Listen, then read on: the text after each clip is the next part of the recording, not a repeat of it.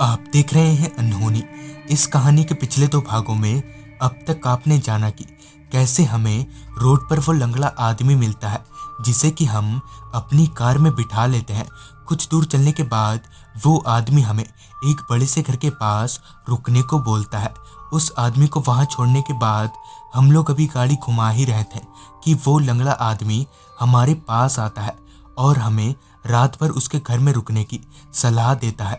उसकी सलाह मानकर हम लोग उसके घर में चले जाते हैं। अगर आपने इस कहानी के पिछले 2 भागों को अब तक नहीं देखा है तो देख लें। वीडियोस की लिंक आपको नीचे डिस्क्रिप्शन बॉक्स में मिल जाएगी। घर में दाखिल होते ही बाहर बहुत तेज बारिश शुरू हो गई। इस मौसम में बारिश होना काफ़ी हैरत वाली बात थी। खैर हम लोग घर में थोड़ा और आगे गए। वो घर बाहर से देखने में जितना साफ सुथरा और सुंदर था, अंदर से उतना ही गंदा। जगह जगह पर धूल की मोटी परत और मकड़ी के जाले जम गए थे। इतना सब देखकर मुझसे और रहा नहीं किया, जिस पर मैंने उस लंगड़े आदमी से पूछा, चाचा ये घर इतना गंदा, बाहर से तो साफ सुथरा लग रहा था। इस पर उस लंगड़े आदमी ने कोई जवाब नहीं दिया। खैर फिर मैंने भी उससे कोई सवाल नहीं किया, जिसके बाद उस आदमी ने हमें एक जगह पर बैठा दिया और वहां से कहीं चला गया। उसके जाते ही मैंने एक नज़र उस घर के चारों तरफ घुमाई। तब मैंने नोटिस किया कि इतना बड़ा घर होने के बावजूद भी लाइट की कुछ खास व्यवस्था नहीं है, जिस वजह से वो बूढ़ा आदमी भी लालटेन लेकर ही घूम रहा था। कुछ देर बाद वो लंगड़ा आदमी प्लेट में कुछ लेकर आया और हमें पकड़ाते हुए बोला, ये लीजिए, आप लोगों को भूख लगी होगी। भूख तो हमें लगी ही थी, जिस वजह से हमने भी उस आदमी को मना नहीं किया और वो प्लेट्स अपने अपने हाथों में ले लिए। तब पाया कि उसमें चिकन है, मगर ये कैसे हो सकता है? आखिर कोई इंसान चंद मिनट्स में चिकन कैसे बना सकता है? खैर हमने इस पर उतना ध्यान ना देते हुए चिकन खा लिया। मैं अभी खा ही रहा था कि इतने में ही उदय बोला, चाचा जरा और मिलेगा? जिस पर उस लंगड़े आदमी ने कहा, जरूर जरूर, क्यों नहीं मिलेगा, आज भर खा लो। ये बोलकर वो आदमी चिकन लाने चला गया। ऐसे ही हमने खाना पीना करते करते बहुत वक्त हो गया और फिर खाना पीना हो जाने के बाद उस आदमी ने एक ही कमरे में हमारा बिस्तर लगा दिया।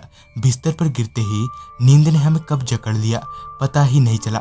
फिर जब मेरी आंख खुली तब मुझे बहुत जोर से बाथरूम आया था। पहले तो कुछ देर तक मैंने बर्दाश्त करने की कोशिश की, मगर जब नहीं हुआ तब मैं बिस्तर पर से उठा और बाथरूम ढूंढते हुए कमरे से बाहर निकला। मगर बाहर इतना अंधेरा था कि साफ साफ कुछ दिख ही नहीं रहा था।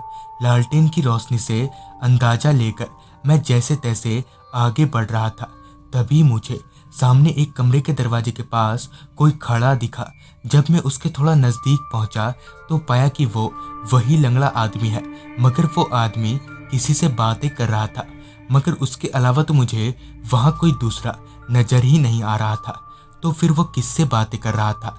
फिर जब मैंने उसके पास जाकर पूछा, चाचा ये आप किससे बातें कर रहे हैं?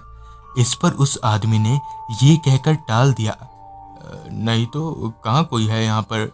जिस पर मैंने उस आदमी से पूछा, वो बाथरूम किधर है? इस पर उस आदमी ने एक तरफ उंगली का इशारा किया।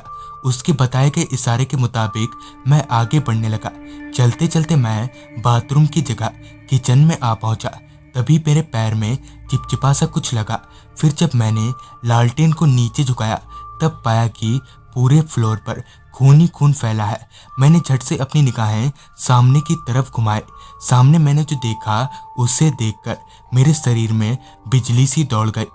तो दोस्तों आज की इस वीडियो में बस यहाँ तक कि जमीन पर फैला इतना सारा खून किसका था और क्या वो तीनों दोस्त सही सलामत घर से बचकर निकल पाएंगे, ये जानने के लिए देखें इस कहानी का आखिरी भाग बहुत जल्द सिर्फ और सिर्फ अनहोनी चैनल पर।